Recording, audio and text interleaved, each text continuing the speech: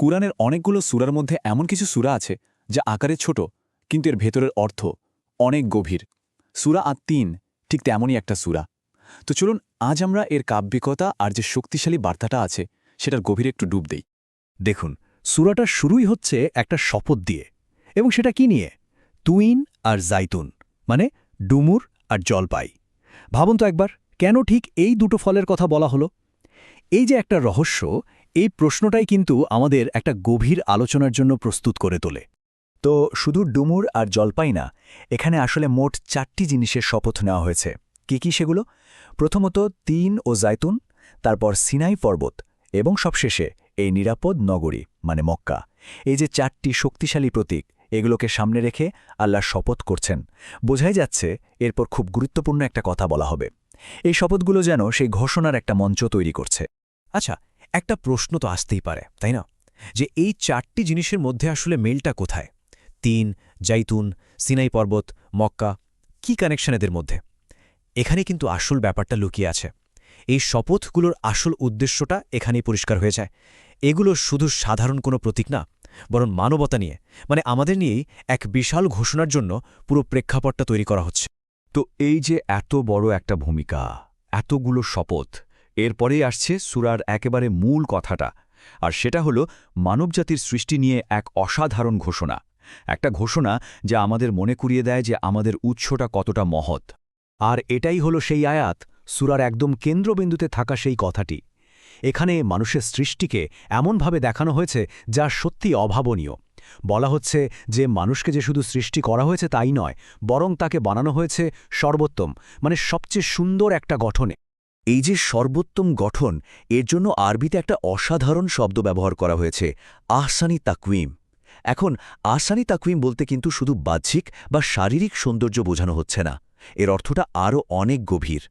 এর মানে হলো মানুষের ভেতরের বুদ্ধি, তার বিবেক আর তার যে আধ্যাত্মিক সম্ভাবনা আছে, এই সবকিছুর একটা পারফেক্ট ব্যালেন্স বা ভারসাম্য।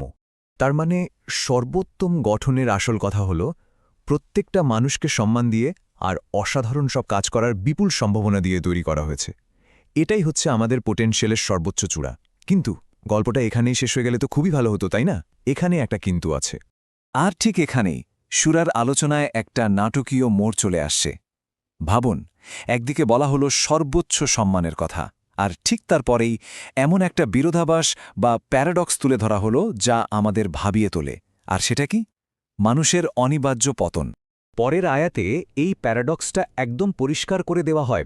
বলা হচ্ছে যে মানুষটাকে এত সুন্দর সর্বোত্তম গঠনে তৈরি করা হলো, সেই মানুষটাই আবার নিজেকে নামিয়ে নিয়ে যেতে পারে নিচ থেকে নিচে, মানে সর্বনিম্ন স্তরে। এটা কিন্তু আসলে একটা গভীর প্রশ্ন, তাই না? যা আমাদের একেবারে এই প্যারাডক্সটার মুখোমুখি দাঁড় করিয়ে দেয়। যদি আমাদের সৃষ্টিটা এত মহৎ হয়, আমাদের শুরুটা এত সম্মানজনক হয়, তাহলে গড়বড়টা কোথায় হয়? কেন এই পতনটা ঘটে? এই তুলনাটা থেকে মানুষের সম্ভাবনার যে বিশাল একটা পরিসর, সেটা স্পষ্ট হয়ে যায়।